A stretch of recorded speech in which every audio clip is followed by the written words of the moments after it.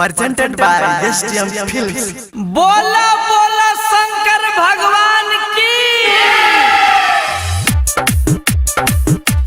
Music by DJ Umesh STM Recording Studio तौलिया बजा। मधेश के डीजे बाटे बेस बढ़ाई बोलबम के गाना विश्वा के लगा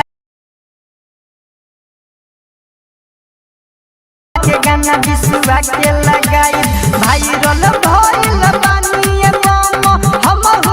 तत्काल में मची धमाल यसो पूरा नेपाल में टिकटॉक बनाई बजा के देवघर पान डाल में मची धमाल यसो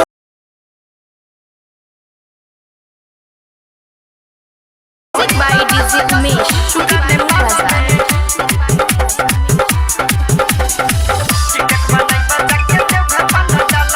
बाबा के कृपा से मिलल बा फलवा लाइव में आइब जब ढाडो बजलवा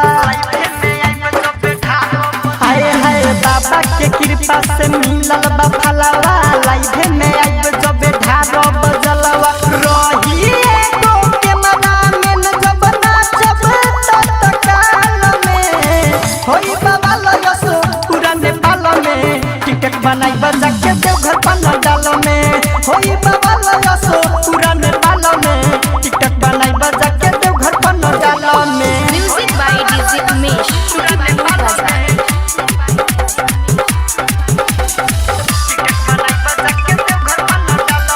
डीजे पर नाचब कमर हिला हिला के नाम होई बाररवट हट जिला के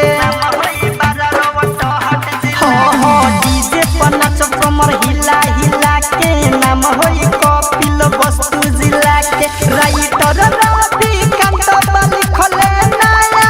फिलहाल में होई बाबा लयसो पूरा नेपाल में टिकटॉक बनाई बजा के देवघर पान डाल में होई बाबा लयसो पूरा नेपाल में टिकटॉक बनाई बजा के देवघर पान डाल में STM रिकॉर्डिंग स्टूडियो तौलिया बाजार।